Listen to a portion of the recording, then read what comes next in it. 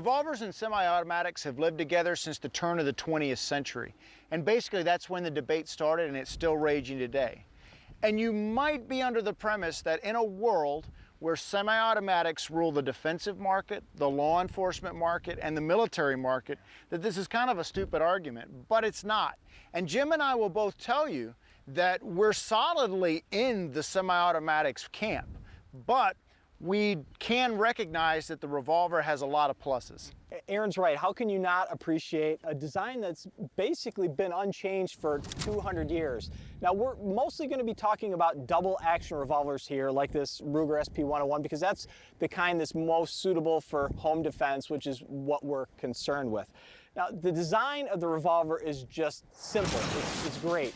You open the cylinder, you dump the rounds in, you close the cylinder, revolver, cylinder rotates, you pull the trigger, lines up a cartridge with the barrel. When the hammer fires, cartridge goes off, bullet exits the barrel.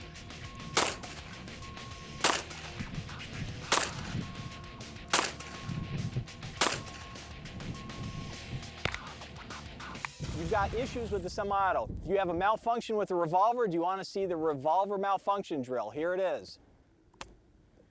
Pull the trigger again. Now, if for some reason the revolver doesn't go off, chances are it's the ammo, it's not the gun, except in the rare occasion when there might be some sort of manufacturing defect. But otherwise, you pull the trigger, it goes bang.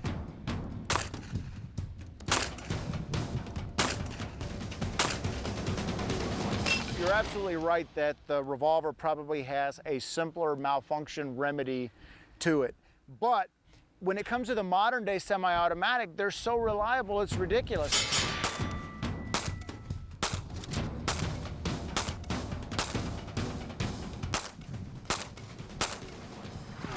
And typically, if they do have an issue, it's not the gun, it's the ammunition, which would be the same as the revolver, or it's the user messing something up, jacking something up, and causing an issue.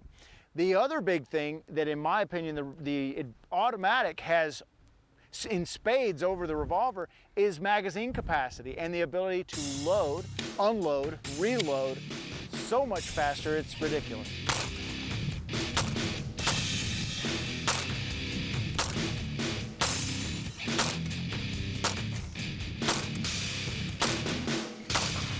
Well, you know, you're talking about ammunition. With a semi-auto, you have to figure out if the ammo that you want to use will even work in your gun. With the revolver, I mean, like with this 357, you can throw 38s in it. It's softer recoiling, it's cheaper, you can fit 44 specials in a 44 Magnum.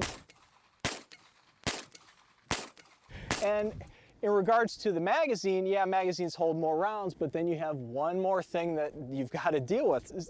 Take this Ruger LC9. It has a magazine disconnect safety.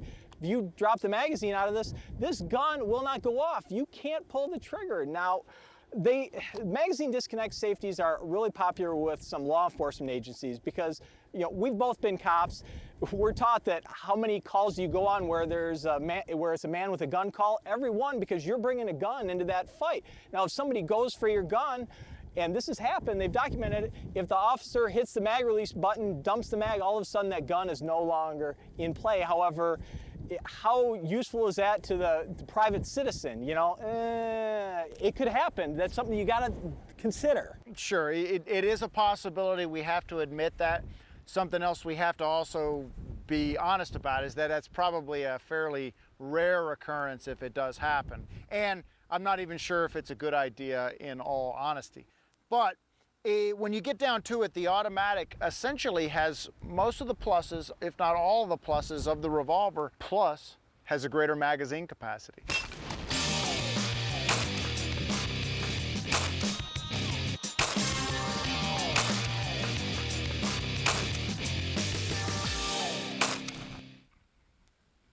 Handguns brought to you by Viridian Green Laser Sights. Inescapably brilliant. On January 15th, the Kiefer brothers will be dropped in the Yukon. But before the season begins, catch up on last year's Alaska adventure and get a preview of Drop Project Yukon. It's just beginning. Premieres tonight at 9 on the Sportsman Channel. Honey, wake up. You're snoring. It's really bad tonight. You need to go to the couch. Are you sick of being kicked out of your bedroom because you snore? Fed up with having to sleep on the couch every night? Then you need Pure Sleep, the #1 selling snoring solution in the world. The first night he stopped snoring. The second night it worked, and the third night, and the fourth night, and I was about in tears because it worked. Invented by a dentist who snored, Pure Sleep is FDA cleared and proven safe and effective. Here's how Pure Sleep works to stop snoring. During sleep, the muscles that keep the airway open relax, restricting airflow and creating a snoring sound. Pure Sleep is a comfortable, self-molded mouthpiece that holds your jaw slightly forward, opening the airway so that the snoring stops. Just look at these CT scans of a person who snores. Here you can see the constricted airway. Now, look how Pure Sleep opens that airway to stop the snoring. Pure Sleep started working the very first night. It's small, it's comfortable. You don't even know you have it in. Don't be fooled by imitators that can't be adjusted.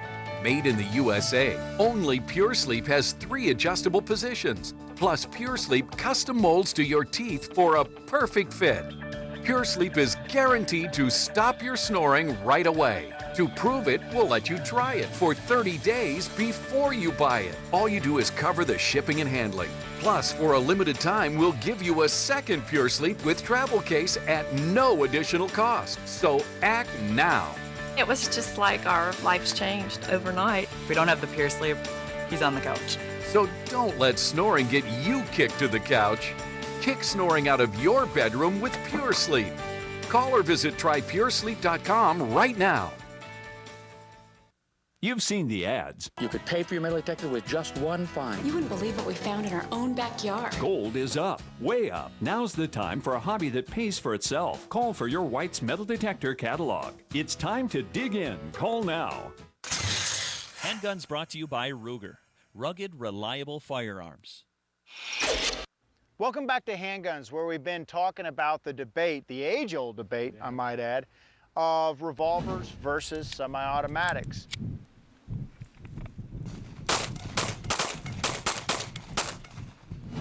And as we were discussing before, you know, one thing that I am willing to give the revolver is that the manual of arms of the revolver might be a little more simple than, say, the semi-auto like a 1911.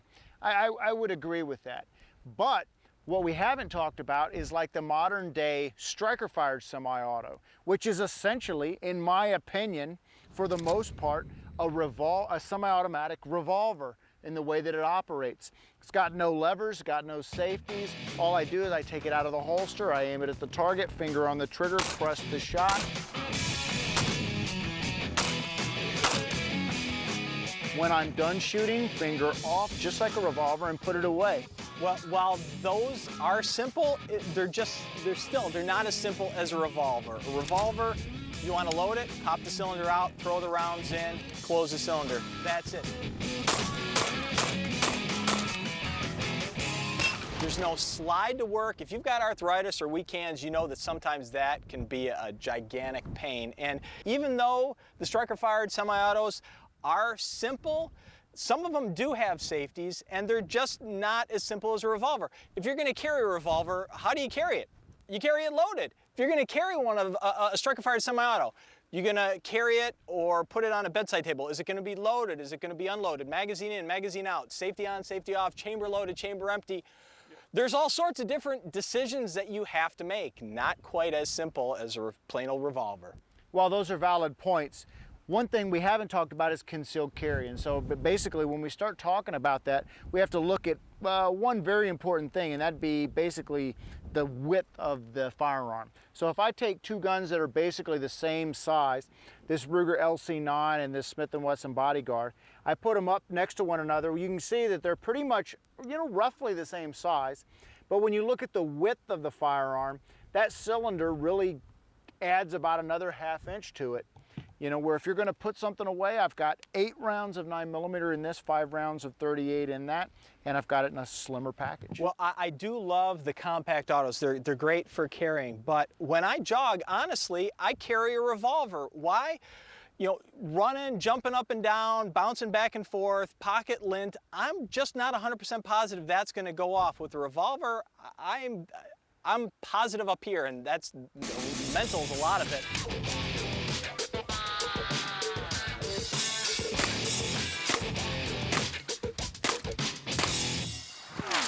Also, it used to be that revolvers were heavy, semi-autos were heavy, and then polymer frame semi-autos came and they were lighter. Well, now we have polymer framed revolvers, so now the weight issue is sort of a wash, you know, and even though we've been talking about double action carry guns, you know, we also have to mention this. Okay, no semi-auto can handle the 500 Smith & Wesson. It's just not possible, you know?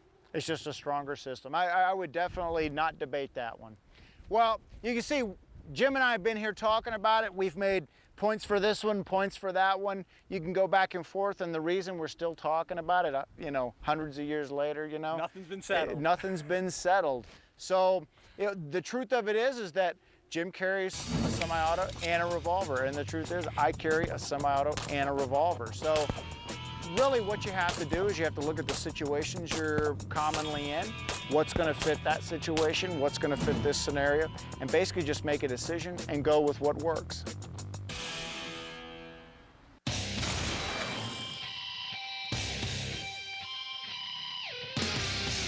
Loading magazines is a pain in the butt, or in this case, a pain in the thumb. It's definitely not one of my favorite things to do. Recently though, I've decided to check out magazine loaders. This one's from HKS.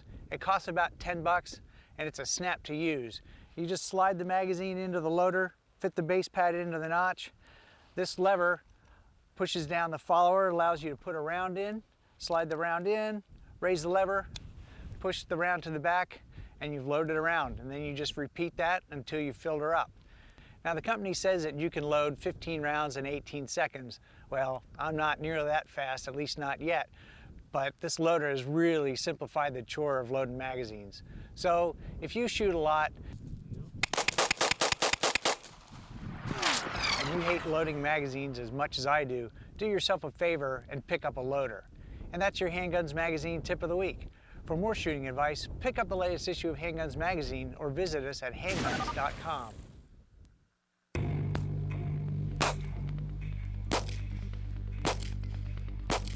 We all know we shouldn't use cotton swabs to clean or dry out ears. Introducing WaxVac, the safe and effective way to clean and dry your ears. Unlike cotton swabs, which push dirt and wax further into your ear, ouch! WaxVac gently draws dirt particles and moisture out of your ear. WaxVac is quiet, safe. Its unique safety guard prevents it from going too deep, and effective. See how gently it vacs water and dirt. Just empty it out when you're done. Doctors everywhere warn against using cotton swabs to clean your ears. Stop using cotton swabs in your ears. Ow! Order the WaxVac now for only $10. WaxVac comes with 8 soft color-coded silicone tips and this handy cleaning brush free. It even has this powerful examining light. But wait, there's more. Call now and we'll double the offer. You get 2 WaxVacs plus 16 color-coded tips and 2 cleaning brushes for only $10. Just pay additional processing. To order WaxVac for $10 plus processing and handling, call 1-800-431-8361 or go to waxvac.com. Order now. Warning! Have you or a loved one taken the blood thinner Pradaxa for atrial fibrillation? The FDA is evaluating serious side effects from taking the drug Pradaxa, such as internal bleeding in the brain, kidneys, or intestines, stroke, kidney failure, heart attack, and even death. If you or a loved one took the blood thinner Pradaxa and had a serious bleeding event, you may be entitled to compensation. Call 888-491-7888. That's 888-491-7888. That check you get every month from a structured settlement as a result of a lawsuit or from an annuity may not be enough to pay for all the bills that are piling up. If you're having trouble making ends meet, it can feel like you're adrift in a sea of uncertainty. You might think you're sunk, but now there's help. Peachtree can turn your structured settlement or annuity into cash today. Cash you can use to pay off debt, avoid foreclosure, pay bills, get a new house, or buy a new car. Money does grow on trees. Call Peachtree to turn your future payments into immediate cash when you need it most. Wherever you need help, Peachtree is there for you. The money from your structured settlement or annuity is yours. You deserve to have it, and Peachtree can help you get it. To find out more, call Peachtree today at 1-800-734-8203. That's 1-800-734-8203, or log on to settlementfunding.com. Life doesn't wait. Why should you?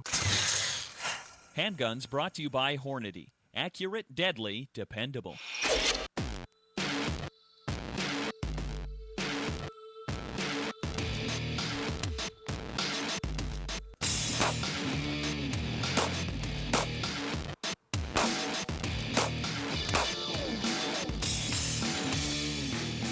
This is the Ruger LC9. It's got a lot of great features. Now, obviously it's chambered in 9mm, but it's only 1 inch longer and 1 inch taller than the Ruger LCP, which is chambered in the 380. So obviously this is a far superior caliber. It's got a solid alloy steel slide.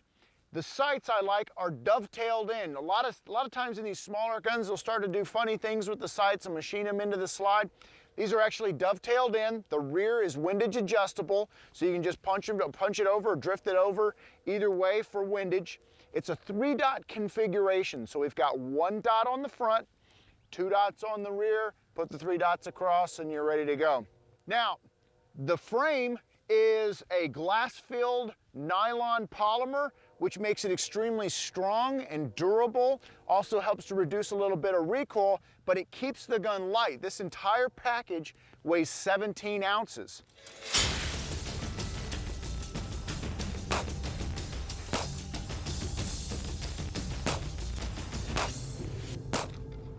Now, the magazine it's a 7-round magazine, and it's got a finger groove foreplate.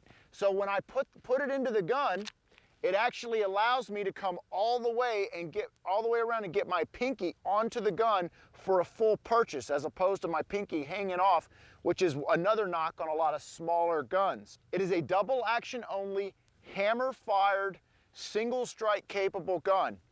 Now, a couple other features that make it a little bit unique. It does have a manual safety right back here.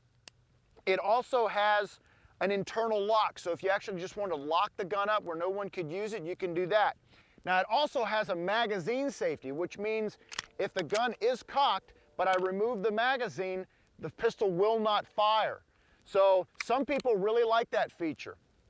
Now, you just saw me shoot.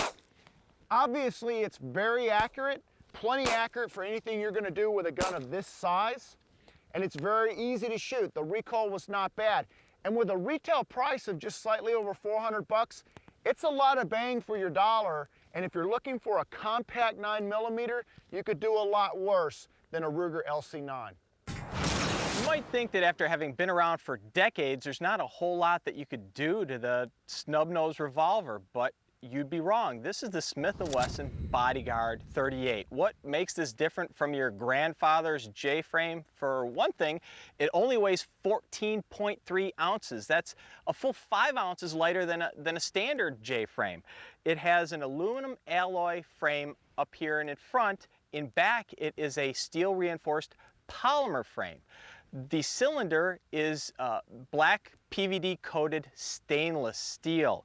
The rear sight is fixed and milled into the frame. The front sight is a serrated ramp.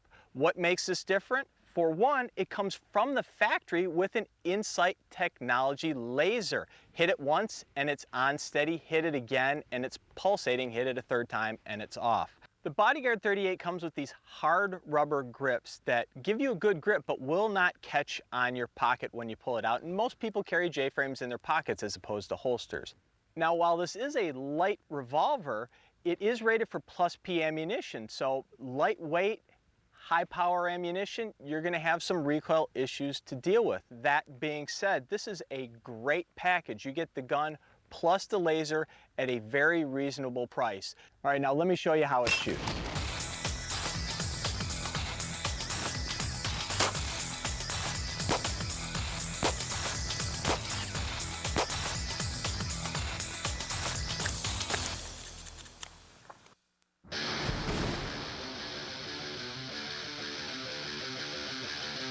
Welcome back to another installment of Handgun Homework. Today we're going to talk about handheld flashlights and give you a couple techniques to use them. Now you'll know we're standing out here in broad daylight. And the reason we're doing this is because these techniques need to be practiced before you find yourself in the dark somewhere with some bad guy. And so that way you can see all the moving pieces and be safe about what's going on. One other thing to remember, the flashlight will always come to the gun, never the gun to the light. So if we have the light out and then we need to put the gun out, the light comes back, the gun goes out, and then the light comes out. So this right here is the first technique. We take the backs of the hands, we use isometric tension to put them together, hold them in place, and then we can utilize the light and fire the gun, okay? So just like so. Then I can take the light. The next technique is I'd simply take the light and put it on the opposite side of the gun right here. Then I come out and I can shoot like this. All right? The third technique will be the syringe technique, where we simply take the light, we roll it in our hands, and we put it like a syringe in between our index finger and our middle finger, and these bottom three fingers right here, place them around the gun and activate the tail switch with the heel of our hand. So we simply come out just like so and shoot, okay? Another technique to get the light away from our body if we wanted to, we'd simply press the light out away from us, activate it, use it to search, scan, navigate, identify, and we can shoot like so. All right? The final technique would be for somebody that doesn't have a tail cap switch on the back of their light. They've got a more traditional button right on the side. So we'd simply lay the flashlight in our hand like this, close it up, and use the thumb to activate that button and press it right against the light, hands together, right against the gun and the light together. Simply come in and shoot. Now that's 5 very simple techniques to use. If you'll get out there and you'll practice them, you'll be far more prepared. So get out there and do your handgun homework. Handguns brought to you by Smith & Wesson. You're up with the dawn, finding the perfect spot, setting the stage. Your loyal friends by your side. And when the flock in your sights finally answers the call, you're in the zone.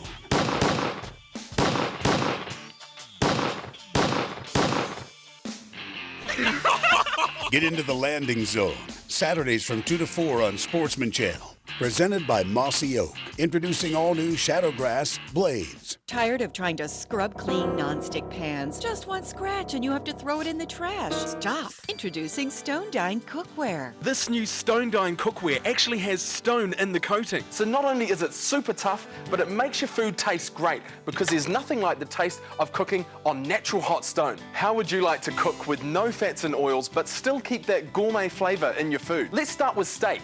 This new Stone Dine pan is by far the best steak pan I have ever used. Bacon and eggs. We know how eggs love to stick to the pan without oils or butters in there, but now there are no fats or oils in here at all.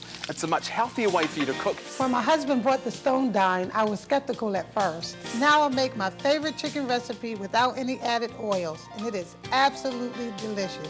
And all I have to do is wipe it clean. Now, the reason I toss gravel in your Stone Dine pan is to emphasise that all good quality non-stick cookware goes through a standardised abrasion test. Now, a lot of pans will only suffer 4,000 to 5,000 abrasions before they end up looking like this. This Stone Dine coating will stand up to 40,000 to 50,000 abrasions in that same test. Here's the true test of a quality non-stick pan. The first thing I did when I got my Stone Dine was try the true test, and it passed. There's our egg sliding around like it should in a good non-stick pan. The bacon's all crispy already because the brine stays stuck to the bacon and not to the pan. Look at the cheese, up it comes, it sticks to everything but the pan. You could easily pay $100 to $180 for these big European style pans. But here today, you won't pay anything like that. Plus, if you order a complete set today, we're going to give you an 11-inch pan worth $97 absolutely free.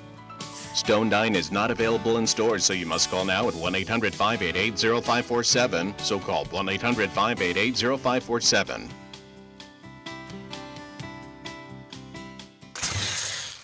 Handguns brought to you by Chiappa.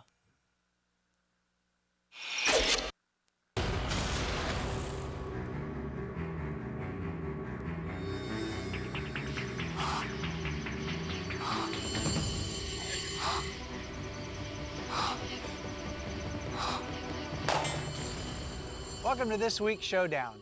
I'm hugely jealous because the guys are going to get to run a really neat course that we set up called the River Run. Basically, we've got 14 steel poppers lining this dry stream bed, and they're going to be shooting it with a brand new Smith & Wesson M&P 9 VTAC.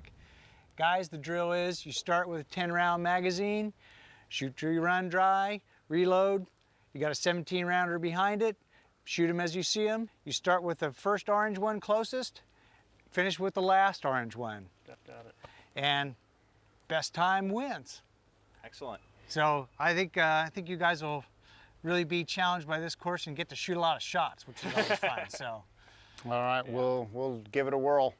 I don't even know why I bother, but it is your option. Would you rather go first or second, please? I don't know why you ask either. I'll go second. Okay, he'll go second. Well, Jim, this is it, baby. Your time to shine. Oh yeah, here we go. Okay, let's shoot him. All right. Shooter ready. Stand by.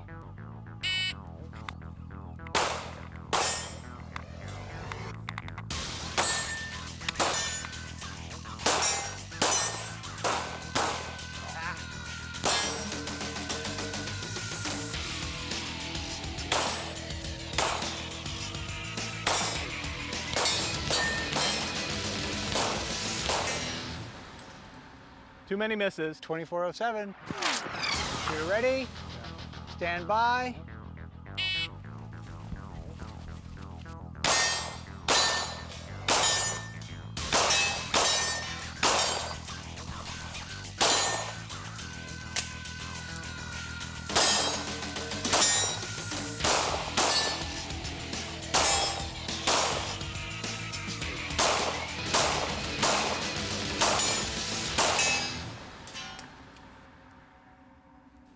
.2916. Wow, now that just looked like a whole lot of fun. I'll tell you what, a lot of targets, a lot of shooting. Jimmy, you ran it pretty well, I thought. Yeah, well, this is what I do. I competition shoot, USPSA, IDPA. I like running and gunning. I don't like the standing and aiming stuff. It's boring. Aaron, you had a pretty good run until like right there at the end, there's a little...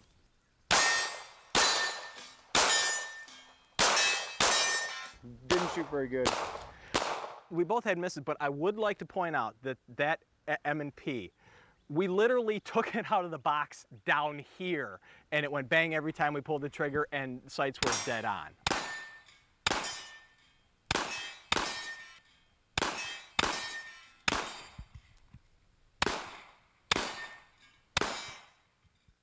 Well, that's all the time we have. Why? Because I want to go shoot this now. So tune in again next week for an exciting episode of Handguns.